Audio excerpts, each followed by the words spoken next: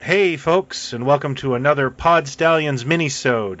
I am Brian, and right next to me, across a border and some mountains, is Jason. Hi, everybody. And we wanted to do a minisode talking about this summer blockbuster that we both really enjoyed, and that was Marvel's Once Upon a Time in Hollywood.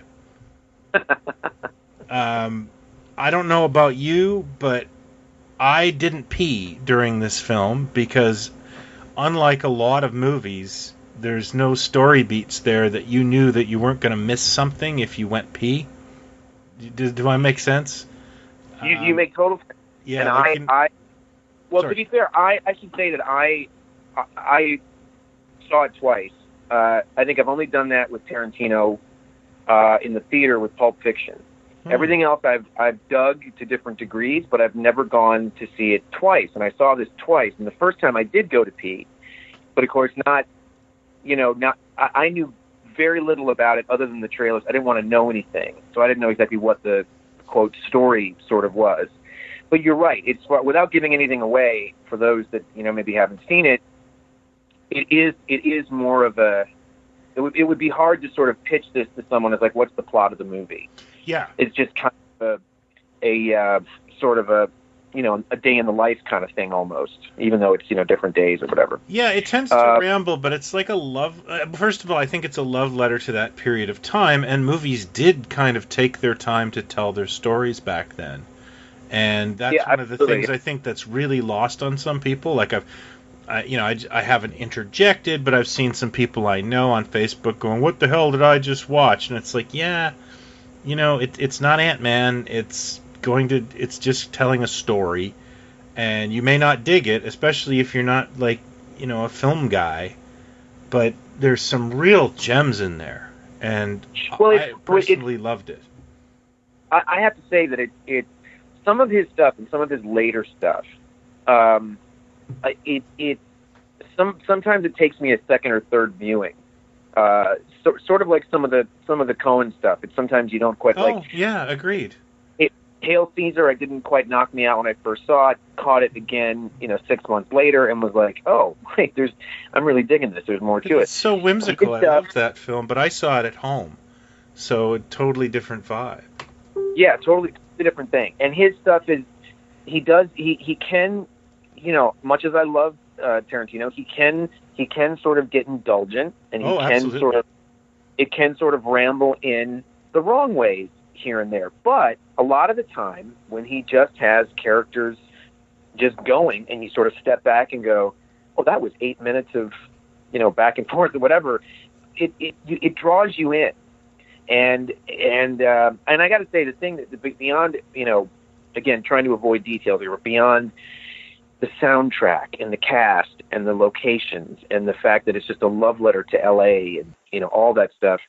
I thought DiCaprio was absolutely incredible because I've never disliked him, and I've seen stuff that I think he's done that's great. And then some stuff I go, yeah, but this thing, I thought he had to walk such a line with this character, of, who he was, who he is now, and the insecurities and the fears and all that stuff. And then, of course, once you get into the show within the movie, oh yeah, see him act a certain way as an actor acting. You know what I mean? And I just thought he was fearless in this movie. Like, the way where he took this thing. To be perfectly honest with you, he's pulled me out of movies, or I've liked him and stuff, but he is not the kind of guy I go, oh, a DiCaprio film, I've got to run out and see it. Right. I know he takes risks, and he's a bit of, he might be accused of being an Oscar chaser, but he's a person that I'm not against or indifferent to. I'm just sort of like, I liked him in Django Unchained, but to me that was Christoph Waltz's film. To be perfectly honest with you, Brad Pitt really pulled me out of Inglourious Bastards. I found he was just chewing scenery with that accent, and the whole, the Aldo character was a little over the top. But that was not the case with anyone here. No one pulled me out of this film. They all just became those characters, and that's a nice tell for Tarantino. It wasn't his usual way of doing things. I found the performances were just fantastic, and throughout the whole film. I agree, and I think it's also, and this is a very broad sort of comment, but the the gentlest, one of the gentlest things that he's done. Yes. And there's something really affectionate about. Except for the, we won't get into spoilers, but there's some ungentle scenes in the film as well. Yes, there's some ungentle scenes too. But overall, it's kind of got the way it sort of treats the era, and the lazy way it sort of lets things, unfold, or the driving around town, or the radio with the DJ and the radio, all that stuff. There's something really affectionate about it, and the relationship between the two characters. Between those two. Yeah. But it's it's really extraordinary that when you sort of break it down, that the sort of rarefied air that Tarantino sort of exists in, that here's this, 2.5 hour movie, that isn't a franchise thing. It's an original thing, and it's rated R, and it makes like $40 million opening weekend. And he just can kind of do what he wants. Sometimes it works amazingly well. Sometimes it works okay. Sometimes it's like, But I'm glad that he's, the breadth of his work, to me, it's like 80%, terrific. And then with, some stone cold classics, in there. But it's really, really rarefied air. And it's kind of a joy that we get to have. And DiCaprio too. And to, again, I kind of feel the same way you do about him. But what's amazing about him to me is that you got to figure that every franchise, or Disney or whatever, like everyone's come to him at some point and said, "Do you want to be so and so?" Or like we should get I'm sure he's turned down Marvel stuff. And I think it's that he wants to go and make the stuff that he makes, and it's really an incredible achievement. I think what he's managed to do. Totally agree. I mean, I respect his integrity, but he doesn't sell a movie ticket for me. I totally agree. Yeah. And he surprises me sometimes, and then sometimes it's just what's like. Wolf of Wall Street to me was like a 10-minute sketch that went on. I had fun at that movie, but it felt like I've seen this movie before. It's just like the Goodfellas template, and we put another character on there, and I'll watch that all day long, but it doesn't mean it's my favorite movie. Right. I think there's something else that's really cool that I think there was an article or an interview recently with Tarantino about asking him about the Marvel universe and the MC movies and stuff, and the connection that he has to a lot. He's a big sci-fi guy. He's a toy collector too. At one point, I think so. Yeah, I know he's a big Godzilla fan, like War of the Gargantuas, and at one time he had a huge Mego collection. He's sold it for charity now. He's also a big fan of the Logan's Run TV series. I did not know that. Yeah, I have an in now. That's one of his. He was asked in an interview about sci-fi TV series, and somebody was like, "Well, you must love the Twilight Zone," and he's like, "Well, I think it's great, but I don't consider that a sci-fi show. A sci-fi show has to have like the same cast, and it has to be certain parameters and whatever. And Star Trek is his favorite, but he goes on to mention Logan's Run, the TV series, and the Night Stalker, the TV movies, and then the series. And he said that he even loved Night Stalker more as a kid than Star Trek. But did Harlan Ellison write one of the Logan's Run TV episodes? I don't think he did. Okay. If I recall, the best episode was written by, they had some Star Trek people on there, but I don't think Ellison wrote an episode of that. It was, I want to say Alan Dean Foster, but I don't think that's right either. David Gerald wrote one of the best episodes of Logan's Run. David Gerald, okay. Yeah. And that was only about 10 episodes, right, that show? Actually, I think it was a whole half season, like 13 episodes. 13 episodes, okay.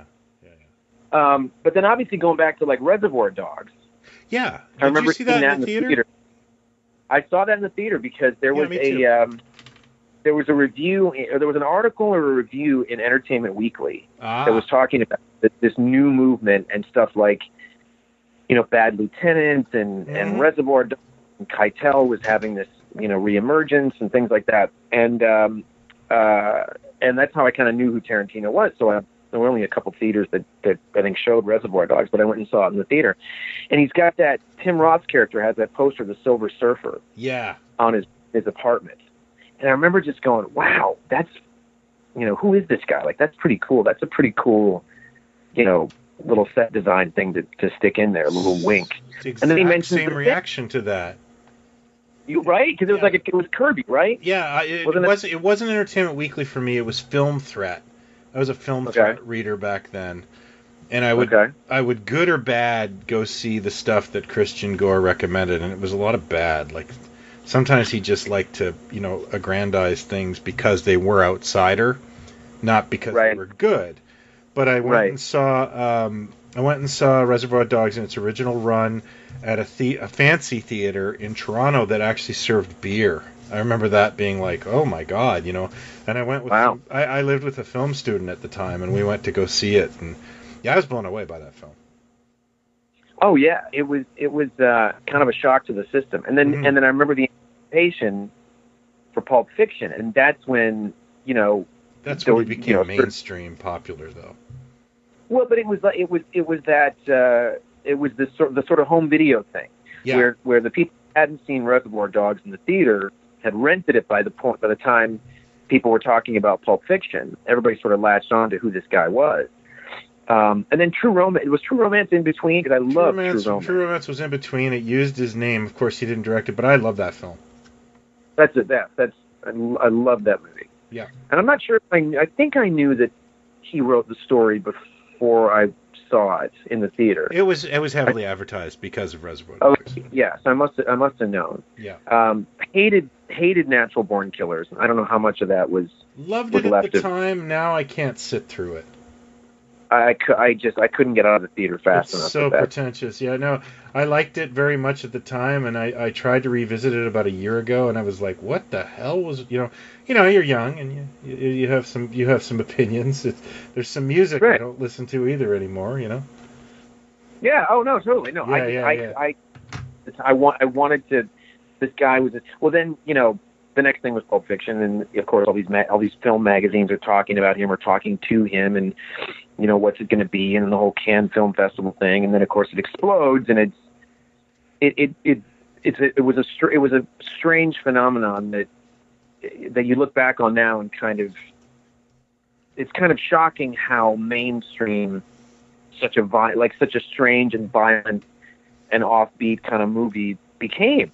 Yeah. Like didn't it gross like I don't know, like 80 million or 75 million or something. Like it made a ton of money. Yeah. And it cost nothing.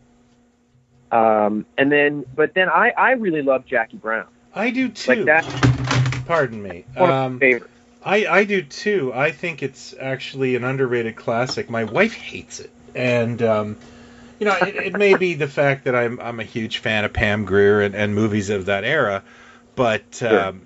I really do kind of think it's one of those films that grows on you, and he's telling a fantastic story. There's great performances, but yeah, it's first of all, I think it's an adaptation of. It's not something he wrote. It's an adaptation of Elmore Leonard's Rum Punch. Right. And it's a good film, but it isn't for everyone. And a lot of people decreed that was going to be the end of him, after that, which, wasn't true by any stretch of the imagination.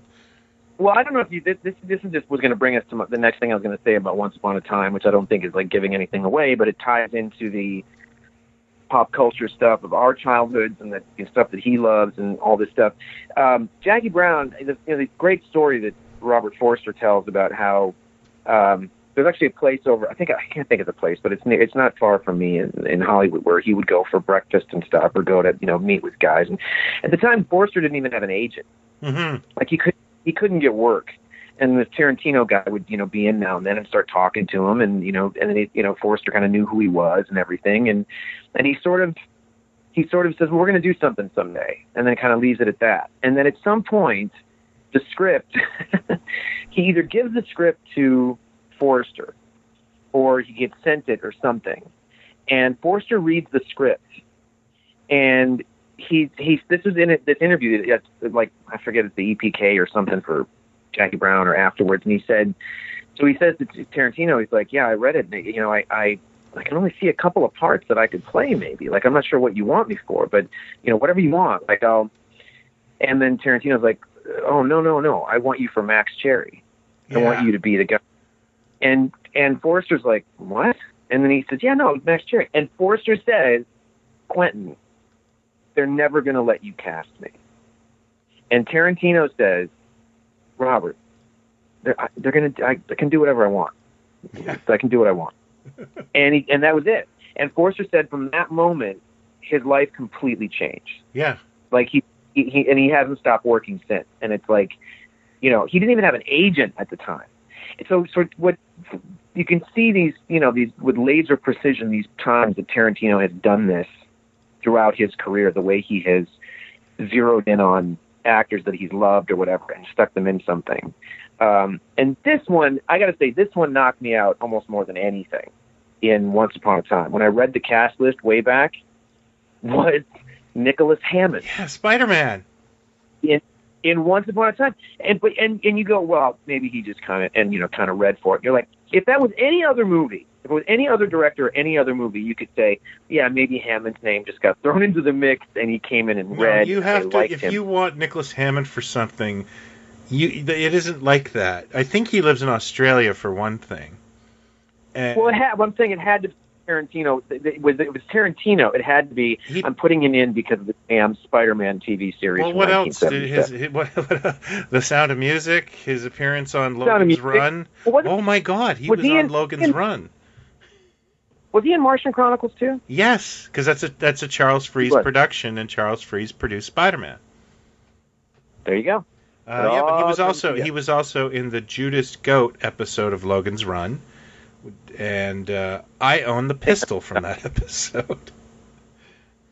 Well, look at that. Yeah, look at that. So that was really cool to all of a sudden to see his name in the when they announced it a while back, and most then definitely he got some good screen time. I think so, and I love the soundtrack and everything he does, but I love Across 110th Street very much, and that's the opening scene in Jackie Brown. Oh, yeah. But let's talk a little bit more about... Well, you know what? Let's jump ahead to Once Upon a Time in Hollywood and the controversy with the Bruce Lee scene. Lee's family is very upset at Tarantino. Apparently. And I have a personal anecdote that I can share about Bruce Lee. Not that I knew Bruce Lee. But, first of all, I think somebody I know was saying... I can't remember who it was. I don't want to misquote. This is taken from Cliff's memory. And you're the hero of your own story. So, one thing is, Cliff's going to think, I almost had Bruce Lee, and I thought that was really clever.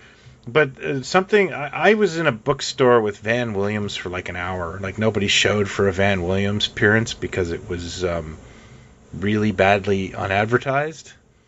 And Van Williams, there's like 5 guys there, and he was holding court and telling stories. And why would I leave? This guy was the Green Hornet, and he was telling me one step away from Bruce Lee. And he loved Bruce Lee. They were friends. And he was telling me stories, but Bruce did have a macho side. And Van said to me, oh yeah, he hated arm wrestling me because I could beat him. And it drove him crazy. And he built himself a little box that had like a resistor in it. And he would spend like hours just going, and then he'd come up again, and Van would beat him.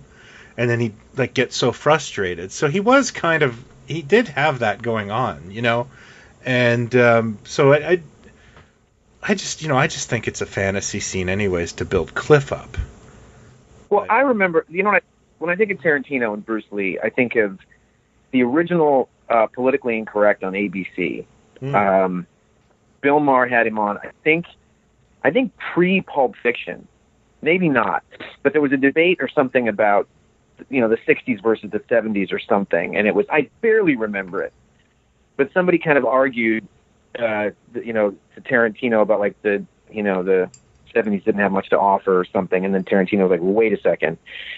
And he said the end of his little argument was like, you guys had Jim Morrison and we had Bruce Lee, and Bruce Lee was better. Oh yeah. And that was like the end of his argument. So clearly he loved Bruce Lee. Yeah. But I think it's, again, without being very careful not to sort of give anything away regarding the movie, you're right. It's Cliff's memory of this particular incident or something. Yeah. But Tarantino's was like from a couple of books, maybe that was written by the widow or something, that was about how Bruce Lee would brag that he could beat up Muhammad Ali. Yeah. Like it's in a book. Somebody has this recollection of something. I think what the problem is that there's a lot of stuff out there that super aggrandizes Bruce Lee to the point of hyperbole, and they're fine with that. And there has been some really bad misinformation out there about him, and that's fine. But to humanize him, even in what is obviously a fantasy, the film is a fantasy, is should also be fine. I mean, this is not the real Bruce Lee. There is no Cliff. He doesn't exist. Well, first of all, he's got the early 70s Bruce Lee haircut. Oh yeah. In the Green Hornet era, it doesn't make any sense. Like, no, it's totally. It's Tarantino's splendor of like. Yeah, totally, yeah. But his argument in the same interview when he's talking about the book that this information came from is he was saying, "But wait a second, Cliff was in the army. Cliff is Cliff is a trained. He's a lunatic. Yeah, he was a Green Beret. And he could really. So if you really put them, nose to nose, yeah, Cliff probably could have killed him or whatever. However he argued it. I don't know why there's such a fuss because I think it's kind of cool because it really ends up. Oh shit! I don't want to give anything away, but it's not like. Yeah, it's not like. I think it's the portrayal of Lee being a braggart, and like that. And then there's also, I think, the idea that, I think his daughter even said, well, he would have never opened with a flying jump kick, and it's like, he probably wouldn't have. That's fine. This is also, this never happened. Right. And also, again, without going into detail about the actual fight, it's like there's other things that sort of happen that are ridiculous that wouldn't have happened either. So we're getting into, Yeah. But the other thing I wanted to mention is, who do you think that these characters like Rick and Cliff are supposed to be? Because there is a lot of speculation that they're sort of supposed to be like Burt Reynolds and Hal Needham. Hal Needham, yeah. And even goes so far, and this isn't a spoiler, but the appearance that that he has on the FBI, they have just taken DiCaprio. They've pasted over Burt Reynolds with DiCaprio. I think that I've heard that too. There was an article in Empire magazine where, or maybe it was Esquire, I forget, one of the two, but they did extensive stuff about the movie and talked to Tarantino stuff. And Tarantino says the clip was based on this stuntman, this real stuntman whose name I've forgotten now, but that he's just a complete lunatic. sort of a nihilist, and would kind of do any kind of stunt. But he was also the kind of guy that if he looked at you the wrong way, or if you crossed him or something, he'd break your jaw, kind of thing. He was just a strange guy. So he was kind of, I think he's an amalgam, but he was based on this particular stuntman that Tarantino sort of knew of. And I thought that DiCaprio was sort of like an amalgam of all these. Yeah, I think you're right. I think he could be used as a dozen different stars, and that's what they were doing. And there was a lot of guys that went over to Italy and did these films. Right, and McQueen had Wanted, Dead or Alive, and then gets into movies, and then Eastwood had Rawhide, and then went over to Italy, and lots of other guys did and stuff, and so it's just like a movie TV geek's dream of the dialogue and who else was up for Great Escape, and Harris, Hamilton, whatever. Like that whole thing is just. I mean, Tarantino obviously has done his homework, and let's just talk about the casting of Damon Lewis as Steve McQueen. Oh, yeah. I never saw that before, and now I can't unsee it. Yeah. I just wish there was more. Is all I'm going to say. I just wish. Yeah, and the other thing. Because that whole. What's that? Yeah. No, I was going to say the whole McQueen being a neighbor of Tate, and then before that it was Terry Melcher, who was up there before, had the house before Tate and Polanski. McQueen was a neighbor, and then there's lots of stories about them hanging out and stuff, and I thought, when I first read McQueen in the the synopsis or whatever, I'm like, this will be it. So he doesn't have a lot of time, but I wish he had more time because he's incredible. Like just the way it's shot and the makeup and everything is like eerie. Unfortunately, he's just Basil Exposition in the film, but right. But it's great stuff. I think we should end because we don't want to spoil. But Sharon Tate, Margot Robbie's performance is a celebration of a character, a tragic figure, and just she's great in this. She's great, and I think it's that, and it's also like this. I know I've said this a dozen times already, but I'm being very delicate about what I do and don't say about this story in this movie. But I think it's like, again, a lot of this stuff is idealized or sort of amalgams of whatever. Yeah. And the way she's sort of written and what she is like this tribute to this. Yeah. The film is called Once Upon a Time. Right? Yeah, it's total, and it's beautifully done, and it's very, very affectionate. Very affectionate. I will say this though, Quentin, we get it. You got a thing about women's. You like women's feet. I really do. We've seen it. I totally get it. I just think. No, I don't get it. You went a little overboard this time. Is all I'm gonna say. Even my daughter. I took my daughter to this. She was dying to see this. And it's the first time I've taken my children to see this Quentin Tarantino film, even though they've seen most of them. She was like, "What's with the feet?" And it's like, I don't know. Thank you. Yeah, I don't. Well, and have that affection for them personally. I think. Well, no, but I'm saying I get that he's got a thing for feet. Like it's clear at this point. If he hasn't made it clear enough, we get it. You got a thing for women's feet. We're all okay with it. Just stop. Over the head with women's feet. Yeah. I was like, okay, I get it. I got it. But I do kind of wonder I do kind of wonder if maybe he's now milking it.